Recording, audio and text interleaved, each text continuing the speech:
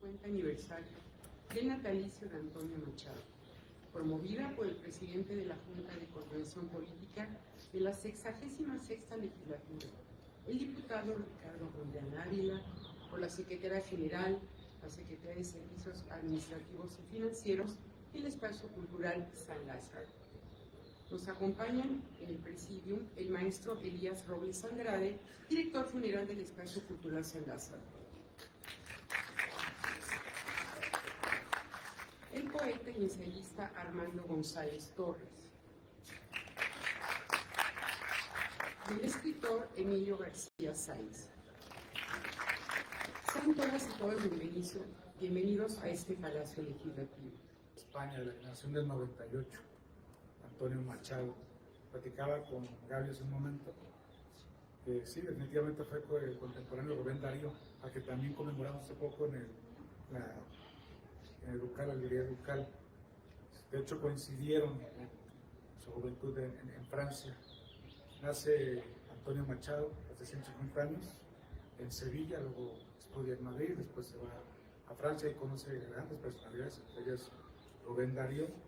Bueno, eso es lo que queremos estar conmemorando el día de hoy, la vida y obra de Antonio Machado, en nombre de la Cámara de Diputados, de la Junta de Coordinación Política, la Mesa Directiva, la Secretaría General y la Secretaría de Servicios Administrativos y Financieros, y sus anfitriones, el Espacio Cultural San Lázaro, damos la más cordial bienvenida para que nos acompañen y para no desentonar, porque creo que se fue por ahí en el cartel Círculo de Lectura y Música. Emilio, ya le estoy pidiendo, nos va a cantar la de Caminante no hay camino, grandes regalos de Antonio Machado. Me he dado cuenta de agradecerles a los asistentes, no será posible todo esto sin su asistencia y además su compromiso. Les quiero comentar que los círculos de lectura forman parte de un proyecto que tenemos ya por ahí en el tintero, el Club de Lectura y Escritura. Entonces vamos a estar congregando la serie de miembros de este club de escritura y de lectura a través de los círculos de lectura como este. Entonces vamos a estarlos invitando formalmente ya cuando lo inauguremos y queremos que por favor nos reproduzcamos como lectores. Lo repito una y otra vez que es un compromiso que debemos asumir porque México tristemente está bajando en sus índices de personas que asumiéndose como alfabetas no leen o leen cada vez menos. Entonces, de ahí la importancia de este tipo de actividades. No quiero alargarme mucho más. Agradecer, por supuesto, a Armando González Torres. Muchas gracias, Armando, por acompañarnos. A Emilio, que lo conozco, un joven talentoso, hijo de otro gran amigo, Pedro. Gracias por acompañarnos, por el talento, ¿no? A través de tu hijo Emilio y a todos los demás. De nuevo, cuéntame más cordial bienvenida. Pues muchas gracias, ¿se escucha?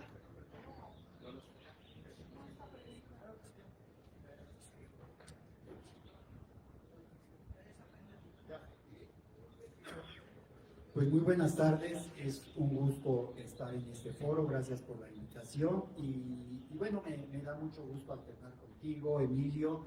Creo que Antonio Machado pues se merece precisamente un diálogo entre dos generaciones muy distintas. Son muy pocos años los que te llevo, Emilio, pero de cualquier manera... No, es que siento que hay un problema, digamos, en la supervivencia de autores canónicos y por eso creo que es muy sano que pues generaciones muy distantes entre sí acerquen sus visiones en torno a estos autores. Por eso, pues hoy con lo que quedamos con Emilio es que cada quien va a leer pues, nuestra intervención que traemos preparada. Y posteriormente platicaremos, abriremos el micrófono para cualquier pregunta y bueno, dialogaremos entre nosotros. Entonces, pues si quieres comenzar, Emilio.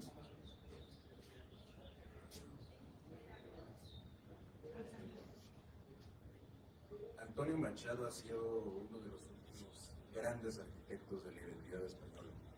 Desde sus inicios, pasando por Campos de Castilla hasta sus poemas de la guerra, el poeta latián patria y la conciencia de que la cultura es lo que nos ofrece la única oportunidad para conquistar y proteger la dignidad humana. Amante del habla popular y de la multitud, como algunos otros autores del siglo XIX, El español comprendía la importancia del público y más aún la desafiante empresa que implica cautivarlo. Para Machado el folclore era no solo lo que el pueblo sabe tal como lo sabe, lo que el pueblo siente tal como lo siente, sino también todo trabajo consciente y reflexivo sobre esos elementos y su utilización más sabia y retadora. El poeta creía, sobre todo, que las hazañas se escondían en hacerse comprender del mundo sin decir muchas tonterías. En su ensayo El autor como productor, escrito en 1934, Walter Benjamin nos dice que el autor debe orientar e instruir para, con su obra, incitar al lector, futuro productor, a crear. Antonio Machado, a través de su poesía, logró con creces esta tarea fundamental que Benjamin apuntaba durante el apresurado ascenso del fascismo. Prueba de ello son los últimos 100 años de cultura española, desde la obra de García Lorca, admirador declarado de Machado, por cierto, o Miguel Hernández, hasta las manifestaciones del paisaje y la identidad española en la trilogía ibérica del cineasta Vigastún. El poeta se hace presente incluso en las obras de música pop española más exitosa del último medio siglo, dejando sueco en las canciones de Miguel Bosé, de los hermanos Cano y ya más recientemente de Guincho y de Rosalía. Que Machado haya permanecido en lo más hondo del imaginario colectivo español no solo nos habla de sus innegables dotes técnicos, sino de una comprensión de su contexto y de su público, de su pueblo. Y este entendimiento, entre otras cosas, es lo que permite que 150 años después de su nacimiento sigamos discutiéndolo e intentando ubicarlo de forma adecuada en la historia. Cuando Michel de Montaigne hablaba de los héroes, hablaba de corazón, voluntad y honor. Hablaba también de la valentía entendida como la firmeza del vigor y del alma, y de cómo ésta reside en el temple de nuestro pecho. La valentía de Machado se pronunciaba en su pluma, con la que escribía Enrique Lister, defensor de la República. Si mi pluma valiera tu pistola, de capitán, contento moriría.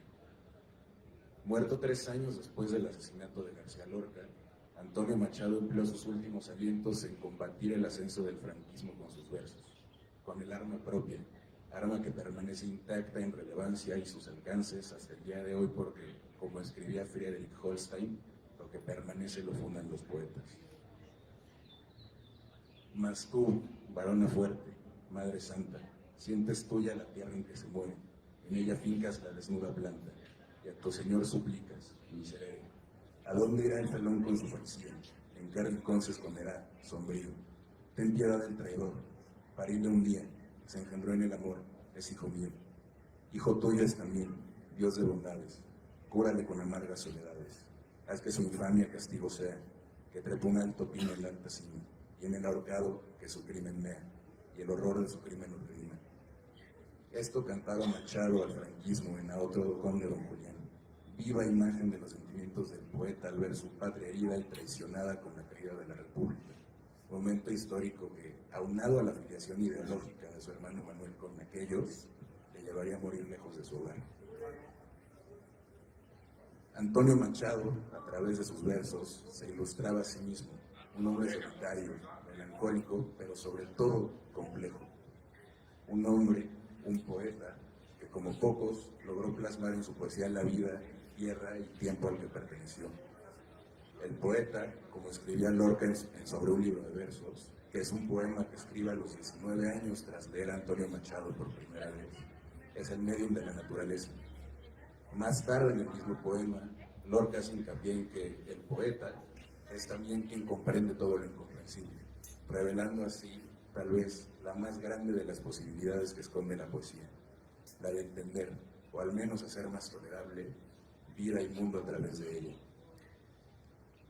Tras la muerte de Rosario Castellanos, José Emilio Pacheco escribía que de todos los pueblos y todas las épocas se dice que otorgan al poeta muerto lo que no otorgan a los vivos.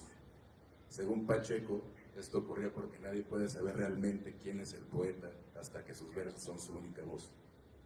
Hoy, que la única voz que queda de Machado son sus versos, es importante replantearnos el rol del poeta en nuestras sociedades, sobre todo en una época en la que hemos sido devorados por la feroz lógica del consumo y el utilitarismo, así como también nos hemos visto rebasados por sus consecuencias. La homogeneización de la cultura de la que nos hablaba Pasolini hace 50 años, o la apatía política y la indiferencia de los individuos. En su ensayo Nothing Personal, James Baldwin escribía que donde la gente puede cantar, el poeta puede vivir. Donde el poeta puede cantar, la gente puede vivir. Cuando una civilización trata a sus poetas con el desprecio con el que tratamos a los nuestros, no puede estar lejos del desastre, no puede estar lejos de la masacre de los inocentes. Todos están corriendo, Dios sabe a dónde, y todos están buscando Dios sabe qué, pero es evidente que nadie es feliz aquí y que algo se ha perdido. Precisamente por esto que nos decía Baldwin, es importante que en un mundo que pretende anular el pensamiento libre y al libre pensador, debemos combatir a quienes buscan suprimir la libertad y debemos combatirlos por medio de estas figuras que permiten acceder al tiempo y a la memoria, a la belleza y al horror. Es deber del poeta perseguir esa búsqueda incansable por, como escribía Italo Calvino, lo que en el infierno de los vivos no es infierno, y hacerlo durar. La huella de Machado es imborrable e irrebatible porque comprendió que en la poesía es donde convergen vida y muerte, que son lo único que hay, pero también porque con un tino estético y literario casi inalcanzable, logró ilustrar las caras de un pueblo que más tarde le entregaría la inmortalidad, y logró grabarse para siempre en la cultura de una nación, inspirando y siendo pieza clave del siguiente siglo de producción artística española. Siempre al mundo viejo, el niño lo salva con sus ojos nuevos, escribía Machado en su último poema. En un mundo cada vez más cruel, la poesía y la literatura, eternas herramientas para lograr la comprensión de la vida y del espíritu, pueden contribuir a nuestra salvación, la de nuestras almas y nuestra civilización. En un mundo que es inagotablemente hostil con la imaginación, debemos exigirnos preservar la última voz de poetas como Machado para así, como decía Rimbaud, cambiar la vida.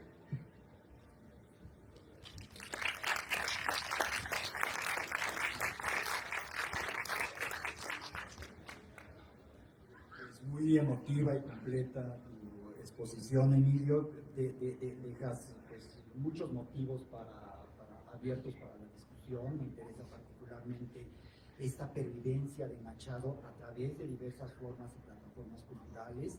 Lo de la cultura pop nos lo tienes que abundar porque para nosotros ya resulta un poco difícil de entender. Y bueno, ya lo, de alguna manera lo sugieres. Antonio Machado es un poeta que ha pasado a la historia como uno de los varios mártires de la República Española, ¿no?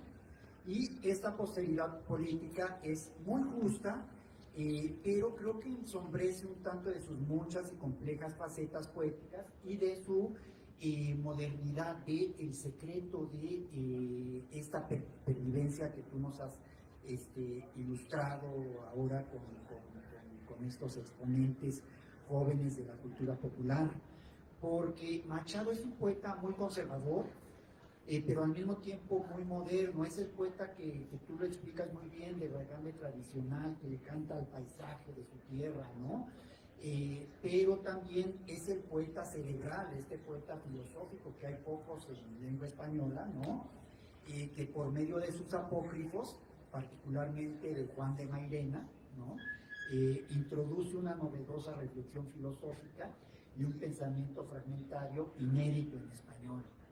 Entonces yo les quiero hablar muy brevemente pues un poco de su biografía y de su personalidad, que pese a, digamos, el peso que ha logrado en la cultura española, era un hombre muy discreto, muy casi fantasmal, de su intenso drama filial, que tú ya esbozaste, ¿no? Y pues también de su poesía, ¿no? Machado pues nace en Sevilla en 1875, pertenece a una familia muy ilustrada, que tiene una tradición intelectual desde los abuelos, una tradición también muy democrática, muy libertaria, que se adhiere a las causas intelectuales y políticas más progresistas de su tiempo, y en el seno de esa familia él pasa la mayor parte de su vida. Es una familia, como decía, muégano, extensa, que viven el abuelo, los padres, los tíos, todos sus hermanos, se trasladan a Madrid. Y ahí comienza, digamos, a descubrir su vocación, hace vida de tertulia, fantasea con ser escritor, viaja a París, y todo esto es muy importante porque lo hace de la mano de su hermano Manuel, ¿no? No solo son hermanos de sangre, sino son almas gemelas que tienen la misma vocación, las mismas aspiraciones, aunque con diferentes caracteres. Antonio es más reservado, más tímido, Manuel es mucho más extrovertido, audaz. A diferencia de Antonio, pues Manuel tiene muchas novias, en fin, son temperamentos distintos, pero digamos buscan el mismo ideal estético. Y su existencia carece de acontecimientos tempestuosos o de logros ilustres. Es muy unido a su mamá, estudia francés, trabaja como docente en diversas provincias españolas, siempre, digamos, con problemas de dinero, y además enviado, digamos, a lugares que no son muy civilizados, muy llenos de ilustración. Precisamente a mitad de su vida, a sus 30 y tantos, en uno de estos lugares, conoce a una adolescente que apenas tiene 13 años, se enamora en un hecho que sería absolutamente escandaloso en estos tiempos, acuerda con sus padres esperar el año que le falta para que cumpla la edad legal para casarse, y se casa con ella, con Leonor, con quien, por desgracia, apenas disfruta de 3 años de dicha conyugal porque ella muere de neumonía. Y él vuelve a la casa materna, con sus hermanos, tiene sus estancias de trabajo en provincia, se enamora platónicamente de una mujer casada, pues, que le administra su afecto para conseguir algunas ventajas. A ella le escribe, pues, los poemas más pasados de tono que tenemos, de comillas, ¿no? Muy inocentes, que es eróticos, sus poemas a Guiomar. Y pues digamos, ahí acaba su vida, digamos, personal, porque estalla la guerra civil. Él, de manera decidida, adopta el bando de la República, sufre la traumática ruptura ideológica con su hermano Daniel, que por razones pues impensables se convierte en jilguero del franquismo, y en sus años postreros pues realiza una valiente, casi suicida defensa de la causa republicana, y experimenta un éxodo familiar lleno de dramatismo que lo lleva a morir en el pueblito francés de Coyur. Y bueno, este final de Machado es muy dramático, no solo por su condición de perseguido, sino porque fue en medio de una inmensa pena personal que implicó, pues, el distanciamiento con su hermano Manuel.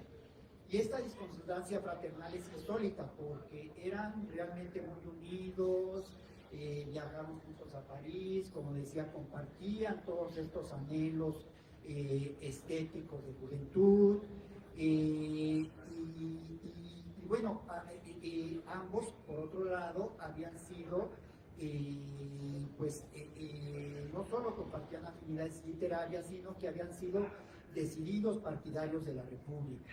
Ambos participan primeramente, pues, como en encuentros, en mítines, incluso Manuel Machado participa en la propuesta de un himno para la República Española. Y todo esto cambia inopinadamente en julio de 1936, cuando Manuel Machado, casado con una mujer muy devota, pues viaja a Burgos a visitar a una hermana de su mujer que era monja, una monja muy respetada y que estaba enferma. En esta ciudad lo sorprende la alzada militar en Burgos y la ola de represión contra los funcionarios locales o simpatizantes de la República. Manuel Machado, pues, que era muy conocido, de hecho en sus tiempos juveniles era mucho más conocido que Antonio, y de notorias opiniones republicanas, pues muy pronto llama la atención y lo encarcelan. Sin embargo, y esto lo dice Ian Gibson en este magnífico libro que se llama Cuatro Poetas en Guerra, que es sobre Machado, García Lorca, Miguel Hernández, durante la Guerra Civil Española, dice Ian Gibson: la estancia de Manuel en la cárcel, en contra de lo que sus muy poco recomendables antecedentes hacían presagiar, fue extremadamente corta, pues el día 1 de octubre era puesto en libertad. ¿Qué había ocurrido?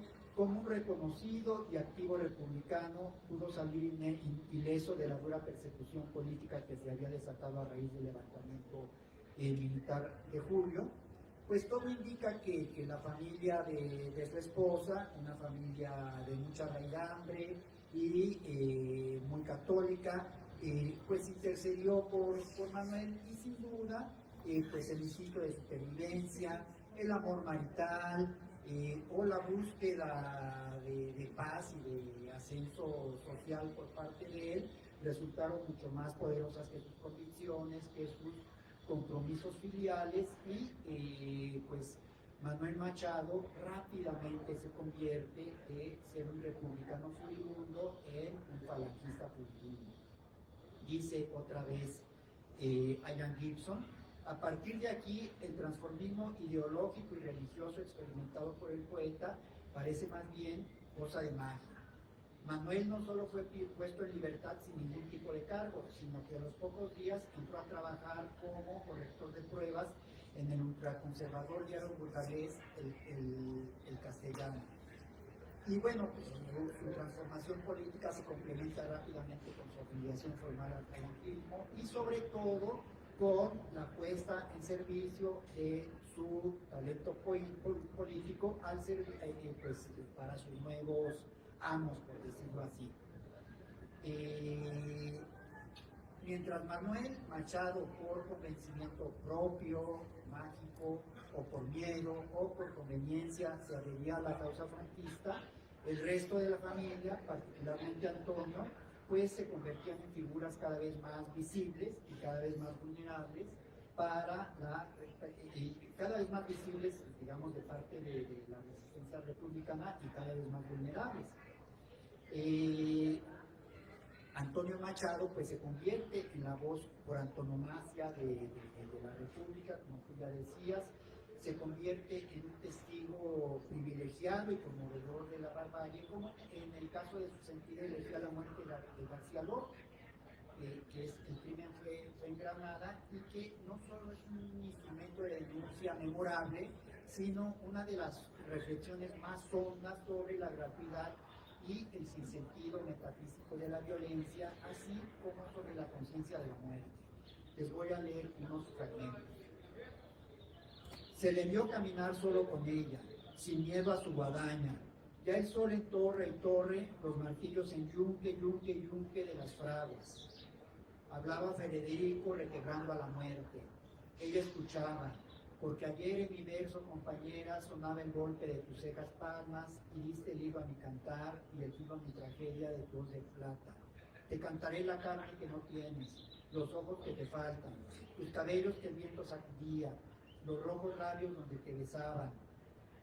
Hoy como ayer, gitana, muerte mía, qué bien contigo a solas por estos aires de Granada, mi Granada. Digamos, en medio de toda esta actividad militante, muy valiente, a favor de la República, estando ya Antonio muy enfermo, pues el cerco se cierra cada vez más. Antonio y su familia, que es básicamente su hermano con dos sobrinas, y su madre, ya muy senil y medio loca, tienen que huir, tienen que emprender un muy angustioso éxodo. Se salen de Madrid primero, luego van a Valencia, luego van a Barcelona, y finalmente tienen que salir del país. Y a estas penalidades de la enfermedad, a estas penalidades físicas de los que van huyendo, pues se suma sobre todo esta pena moral por la traición del hermano, ¿no?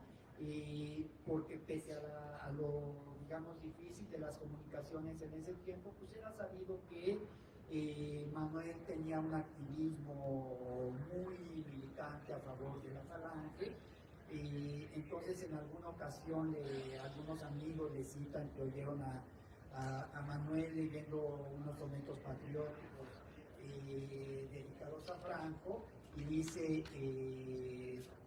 Gibson en esta biografía que cito: Machado no hace ningún comentario, pero podemos imaginar su profundo disgusto. Mientras él luchaba por defender a la República legalmente constituida, Manuel encomiaba en público al detestable traidor que se había aliado con los fascistas alemanes e italianos para asesinar la democracia española. ¿Qué razón? Jueces cuales fuesen las razones para explicar tal defección. Pues la pobreza, la errancia, las terribles desgarraduras familiares con el hecho de que Manuel apostara por el franquismo, la incertidumbre respecto al destino de su madre ya moribunda, de su hermano, de sus sobrinos, pues hicieron de sus últimos días un auténtico tormento. Él va a este pueblo, que va a ser muy generoso con él, era conocido, precisamente uno de los guardias que le da informes sobre un hotel. Pues cuando ve que se registra como Antonio Machado, dice: bueno, pues lo he leído yo en mis clases de poesía en español, y logra que los últimos días pues sean benévolos, y tan benévolos que pues los restos de su madre y de Antonio siguen en Guayur. Hay un monumento dedicado a él, y en este monumento hay un buzón donde se siguen recibiendo pues misivas dirigidas a Antonio. Entonces, pues este es el escenario de la partida de Antonio Machado, y también, pues la triste circunstancia en que la polarización política pues separa una de las asociaciones literarias y filiales más fecundas que puedan pensarse, ¿no? Y ¿qué tiene esto que ver con la poesía de Antonio Machado? Yo creo que tiene que ver mucho, porque precisamente yo creo que este viacrucis, esta sabiduría vital, le dan a Antonio Machado esta hondura, esta sabiduría no libresca, sino una sabiduría de vida, que hace que sea un superviviente de su poesía, porque en efecto, y como tú ya señalabas, pues es un poeta de extraordinarias dotes de oído, de extraordinarias dotes técnicas, de gran capacidad de observación, que exalta el paisaje físico y humano de España, y que en ese sentido pues tiene una amplia pervivencia. Sin embargo, hay que tener en cuenta que lo que él hace en su momento es anacrónico, en muchos sentidos, porque es un momento de pues surgimiento de las vanguardias poéticas, de exploración de nuevos caminos expresivos. Entonces creo que si Antonio Machado solo hubiera escrito libros como Campos de Castilla, tal vez estaría un poco olvidado, y no tendría sobre todo este contrapunto que lo hace tan moderno, que es precisamente esta escritura entre filosófica, poética, anecdótica, muy fragmentaria, que es la que ensaya el Juan de Mairena, y que es la que lo hace plenamente moderno y también plenamente humano, en el sentido de que lo que hace en estos libros es expresar una visión muy optimista, pero al mismo tiempo muy escéptica de la condición humana, donde él habla de que a través precisamente de la comunión con la naturaleza, a través del amor, a través de la entrega amorosa, en la que pues, creo que conoció tan pocas dichas, desgraciadamente, pero digamos, a través de estas dádivas terrenales, es como el hombre puede encontrar la felicidad en ese mundo, y no a través de los dramatismos políticos, de las ideologías, de la búsqueda de paraísos. Y en ese sentido yo creo que es donde queda su enseñanza más perdurable, y el tono que lo hace más próximo a nuestros tiempos, ¿no?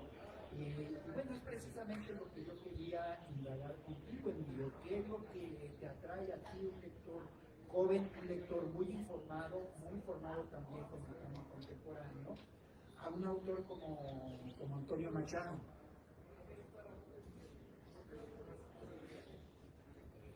O sea, lo que comentabas precisamente, creo que también lo escribía Paz en su ensayo sobre Machado, ¿no? O sea, que el hombre solo puede perdurar a través del tú, ¿no? O sea, para el tú tiene que existir el yo, etcétera, ¿no? O sea, aún así sí creo que tiene que permanecer en el poeta la vena política.